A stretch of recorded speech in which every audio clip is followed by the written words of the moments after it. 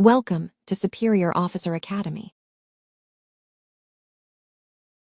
अस्सलाम वालेकुम students, welcome to today's video, जहां हम डिस्कस कर रहे हैं एक बहुत इंपॉर्टेंट एडिटोरियल जो डॉन न्यूज़पेपर में 19 जून को पब्लिश हुआ और ये डायरेक्टली रिलेवेंट है आपके CSS और PMS एग्ज़ाम्स के लिए, specially for current affairs, SA और Pakistan affairs. So let's start with slide number 1। Pakistan का नाम आता है वर्ल्ड के उन टॉप कंट्रीज़ में जो क्लाइमेट चेंज से सबसे ज़्यादा अफेक्ट हो रहे हैं। लेकिन जब आप पाकिस्तान का इकोनॉमिक सर्वे 2024-2025 देखते हैं तो उसमें क्लाइमेट चेंज को एक साइड टॉपिक बनाया गया है, सिर्फ 17 चैप्टर में डिस्कस किया गया है। यानी कि जहां ये इशू हर सेक्टर को डायरेक्टली इम्पैक्ट कर रहा है, एग्रीकल्चर से लेकर एनर्जी, हेल्थ और इकोनॉमी तक, वहाँ हमारा सर्वे इससे एक सेपरेट छोटी सी डिस्कशन बनाकर साइड में रख देता है। और सबसे अलार्मिंग बात यह है कि एक्सपर्ट्स कह रहे हैं अगर क्लाइमेट चेंज का प्रॉपर रिस्पॉन्स नहीं दिया जाता तो 2050 तक पाकिस्तान का GDP 20% तक गिर सकता है। सोचने वाली बात है, इतना बड़ा रिस्क और पॉलिसी लेवल पर इसको सेंटर पे ही नहीं रखा गया।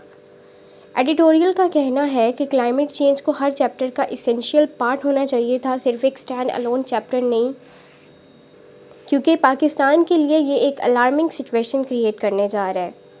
अगर हम क्लाइमेट चेंज के इम्पैक्ट्स को इग्नोर करते रहेंगे तो हमारी इकोनॉमिक प्लानिंग अनरिलायबल होगी और हमारे लॉन्ग टर्म डेवलपमेंट गोल्स हमेशा के लिए फ्लॉड रहेंगे। स्टूडेंट्स, अब हम इकोनॉमिक सर्वे के स्ट्रक्चर के बारे में और उसके मेजर फ्लॉज के बारे में डिस्कस करते हैं कि सबसे पहला और इम्पॉर्टेंट पॉइंट क्या है। सबसे पहला और इम्पॉर्टेंट पॉइंट ये है कि क्लाइमेट चेंज को सिर्फ चैप्टर नंबर 17 में अलग से डिस्कस किया गया है, जबकि आइडियली इसे हर चैप्टर का पार्ट होना चाहिए था। इस तरह की अप्रोच ये दिखाती है कि पॉलिसी मेकर्स ने क्लाइमेट चेंज को सेंट्रल इकोनॉमिक इशू नहीं समझा। आप देखें, सर्वे ने हाईलाइट तो किया कि हमारी GDP ग्रोथ 2.68% हुई है, लेकिन वो ये इग्नोर करता है कि 2022 के फ्लड्स ने 30 बिलियन का नुकसान किया, जो हमारी एंटायर एनुअल डेवलपमेंट बजट से 5 to 6 टाइम्स ज़्यादा है। यानी हम डेवलपमेंट और ग्रोथ की बात तो कर रही हैं, लेकिन जो क्लाइमेट रिलेटेड डैमेज हुआ उसका कोई प्रॉपर इकोनॉमिक एनालिसिस नहीं है। फिर एग्रीकल्चर का सेक्शन ले लें, जहां कॉटन, वीट और मेज़ जैसे क्रॉप्स की प्रोडक्शन में जो डिक्लाइन आया उसे स्टैटिस्टिकल एनामली कहकर निकाल दिया गया, जबकि रियलिटी ये है कि ये सब क्लाइमेट इम्पैक्ट्स की वजह से हुआ, जैसे कि एक्सट्रीम वेदर, फ्लड्स और हीट वेव्स। और जब आप किसी भी इकोनॉमिक एनालिसिस को क्लाइमेट चेंज के बगैर करते हैं तो वो एनालिसिस इनकम्प्लीट और मिसलीडिंग बन जाता है। ये जो डिसकनेक्शन है बिटवीन क्लाइमेट रियलिटी और इकोनॉमिक रिपोर्टिंग, ये सर्वे को फ्यूचर पॉलिसी मेकिंग के लिए भी वीक बना देता है। यानी अगर गवर्नमेंट इस सर्वे को बेस बनाकर पॉलिसी बनाएगी तो वो पॉलिसी ग्राउंड रियलिटी से मैच ही नहीं करेगी, specially in a world where climate change is affecting every sector. तो समरी ये है कि सर्वे का स्ट्रक्चर आउटडेटेड है और इसे अर्जेंटली क्लाइमेट इंटीग्रेटेड फ्रेमवर्क में ट्रांसफॉर्म करना चाहिए। स्टूडेंट्स, अब हम ये अंडरस्टैंड करने की कोशिश करते हैं कि पाकिस्तान के इकोनॉमिक सर्वे ने किन इम्पॉर्टेंट सेक्टर्स में क्लाइमेट इम्पैक्ट को बिल्कुल इग्नोर कर दिया है। सबसे पहले एग्रीकल्चर सेक्टर की बात करते हैं। ये वो सेक्टर है जो क्लाइमेट चेंज से सबसे ज़्यादा डायरेक्टली इम्पैक्ट होता है, लेकिन सर्वे में ना तो टेम्परेचर ट्रेंड्स, न रेनफॉल चेंजेस और ना ही ग्लेशियल मेल्ट जैसे इश्यूज़ का एनालिसिस दिया गया है। इरिगेशन सिस्टम जैसे कि इंडस बेसिन पर कोई सीरियस डिस्कशन नहीं, जबकि ये सिस्टम क्लाइमेट से डायरेक्टली लिंक्ड है। दूसरा, मैन्युफैक्चरिंग और माइनिंग सेक्टर्स, यहाँ भी कोई क्लाइमेट रिस्क असेसमेंट नहीं किया गया। यानी कोई प्लानिंग नहीं है कि अगर एक्सट्रीम वेदर या हीट वेव्स इंडस्ट्रियल इंफ्रास्ट्रक्चर को डैमेज करें तो हम कैसे रिस्पॉन्ड करेंगे। अडेप्टेशन स्ट्रेटजी की कंप्लीट एब्सेंस है। तीसरा, इन्वेस्टमेंट सेक्शन। जब भी हम मेगा इंफ्रास्ट्रक्चर प्रोजेक्ट्स का एनालिसिस करते हैं तो आज के टाइम में क्लाइमेट रिस्क स्क्रीनिंग बहुत ज़रूरी होती है, लेकिन सर्वे में ना तो ये रिस्क कैलकुलेट किए गए हैं और ना ही क्लाइमेट प्रूफिंग कॉस्ट को कंसीडर किया गया है। इसका मतलब है कि हम फ्यूचर इन्वेस्टमेंट्स को वल्नरेबल बना रहे हैं। फोर्थ पॉइंट है पब्लिक डेब्ट। इस सेक्शन में भी क्लाइमेट का इम्पैक्ट कम्प्लीटली मिसिंग है। जब क्लाइमेट रिलेटेड डिज़ास्टर्स बढ़ते हैं तो गवर्नमेंट को ज़्यादा बोरोइंग करनी पड़ती है, जो डेब्ट सस्टेनेबिलिटी को रिस्क में डाल देती है।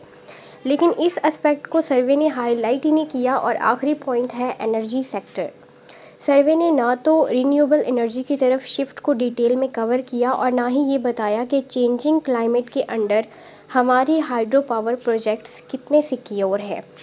इमिशन रिडक्शन टारगेट्स जो पाकिस्तान ने अपने नेशनली डिटरमिन्ड कॉन्ट्रीब्यूशंस NDCs के थ्रू कमिट किए, उन पर भी कोई प्रॉपर रिव्यू नहीं दिया गया। तो ओवरऑल ये सर्वे हमें दिखाता है कि मेजर इकोनॉमिक सेक्टर्स में क्लाइमेट इंटीग्रेशन की बहुत बड़ी कमी है और जब तक ये गैप फिल नहीं होता हमारी पॉलिसी मेकिंग हाफ ब्लाइंड ही रहेगी। स्टूडेंट्स, कुछ ऐसे सेक्टर्स भी हैं जो इंसान की ज़िंदगी से डायरेक्टली लिंक्ड हैं, जैसे कि हेल्थ, सोशल प्रोटेक्शन, लेबर और जेंडर, लेकिन इनमें भी क्लाइमेट चेंज को इग्नोर कर दिया गया है। सबसे पहले बात करते हैं सोशल प्रोटेक्शन प्रोग्राम्स की। पाकिस्तान में काफ़ी वेलफेयर स्कीम्स चल रही हैं, लेकिन इकोनॉमिक सर्वे ने ये चेक ही नहीं किया कि ये प्रोग्राम्स क्लाइमेट वल्नरेबल पॉपुलेशंस को कवर कर रहे हैं या नहीं। ना कोई वल्नरेबिलिटी असेसमेंट हुई और ना ही ये देखा गया कि क्लाइमेट शॉक्स से होने वाली पॉवर्टी को कैसे एड्रेस किया जाए। आप देखें, फ्लड्स और हीट वेव्स जैसे एक्सट्रीम इवेंट्स डायरेक्टली लोगों को गरीबी और फूड इनसिक्योरिटी में धकेल देते हैं, लेकिन कोई एनालिसिस नहीं दिया गया कि इन प्रोग्राम्स को कैसे क्लाइमेट रिजिलिएंट बनाया जाए। अब बात करते हैं हेल्थ केयर की। सर्वे में ना तो क्लाइमेट लिंक्ड डिजीज़ जैसे डेंगू, मलेरिया, हीट स्ट्रोक, ना तो इनका जिक्र किया गया है, ना ही किसी इमरजेंसी प्रिपेयर्डनेस सिस्टम को एनालिसिस किया गया। ये बहुत क्रिटिकल गैप है, स्पेशली जब हमारी हेल्थ सिस्टम पे ऑलरेडी प्रेशर है। न्यूट्रिशन और पब्लिक हेल्थ पे क्लाइमेट स्ट्रेस का इम्पैक्ट भी सर्वे में इग्नोर किया गया, जबकि हीट वेव्स, ड्रॉट्स और फ्लड्स डायरेक्टली फूड सिक्योरिटी और माल न्यूट्रिशन को अफेक्ट करते हैं। फिर बात आती है लेबर, जेंडर और यूथ की। सर्वे ने क्लाइमेट इंड्यूस्ड माइग्रेशन या जॉब लॉस का कोई जिक्र नहीं किया, ना ही ये देखा गया कि वुमेन और यूथ किस तरह से क्लाइमेट से ज़्यादा अफेक्ट हो रही हैं। ग्रीन इकोनॉमी और क्लाइमेट सेक्टर जॉब्स जहां यूथ को एम्प्लॉयमेंट मिल सकती है, वो भी कम्प्लीटली इग्नोर कर दिया गया। यानी सर्वे ने क्लाइमेट और ह्यूमन डेवलपमेंट के दरमियान का कनेक्शन बनाने का मौका मिस कर दिया है। कंक्लूजन ये है कि जब तक ह्यूमन सेक्टर्स में क्लाइमेट इम्पैक्ट को इंक्लूड नहीं किया जाता, पॉलिसी मेकिंग इनकम्प्लीट और इनसेंसिटिव रहेगी। अब हम बात करते हैं कुछ वे फॉरवर्ड्स की जो इन इश्यूज़ को सॉल्व कर सकते हैं। सबसे पहला पॉइंट जो एडिटोरियल हाईलाइट करते हैं वो ये है कि क्लाइमेट चेंज को एक इकोनॉमिक मल्टीप्लायर समझा जाए, सिर्फ एक इन्वायरमेंटल या साइड टॉपिक नहीं। इसका मतलब ये है कि क्लाइमेट चेंज हर इकोनॉमिक डिसीजन को अफेक्ट करता है, एग्रीकल्चर, हेल्थ, जॉब्स, ट्रेड, सब कुछ। लेकिन अगर हम इसे सिर्फ एक अलग चैप्टर में रखते हैं तो फिर पॉलिसी मेकिंग भी फ्रैगमेंटेड और आउटडेटेड रहेगी। दूसरा इम्पॉर्टेंट सजेशन है कि इकोनॉमिक सर्वे को real time climate linked data के साथ अपडेट किया जाए और आइडियली ये सर्वे हर क्वार्टर में रिलीज़ हो ताकि पॉलिसी मेकिंग टाइमली हो सके। करंटली जब तक सर्वे पब्लिश होता है कोई डेटा आउटडेटेड हो चुका होता है। तीसरी बात, हमें हर गवर्नमेंट डिपार्टमेंट में standardised climate risk assessment adopt करने होंगे। इसका मतलब है कि जब भी कोई पॉलिसी, इन्वेस्टमेंट या प्रोजेक्ट प्लान हो उसमें ये एनालाइज़ किया जाए कि क्लाइमेट उसे कैसे अफेक्ट करेगा और उसके अगेंस्ट क्या रेजिलियंस मैयर होनी चाहिए।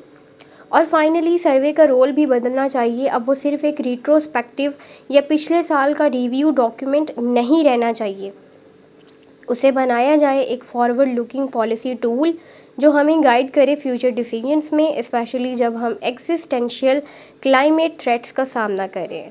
तो अगर पाकिस्तान को अपनी इकोनॉमी स्टेबल और फ्यूचर रेडी बनानी है तो क्लाइमेट चेंज को पॉलिसी का सेंटर बनाना होगा, ना कि सिर्फ साइड में मेंशन करना। यही था एडिटोरियल का फाइनल मैसेज और मुझे लगता है CSS एस्पायरेंट के लिए इस तरह का क्रिटिकल ब्रेकडाउन एसए और करंट अफेयर्स में डेफिनेटली हेल्प करेगा। अगर आपको ये वीडियो पसंद आए तो लाइक करें और चैनल को ज़रूर सब्सक्राइब करें for more CSS related content. मिलते हैं नेक्स्ट वीडियो में। अल्लाह हाफ़िज़।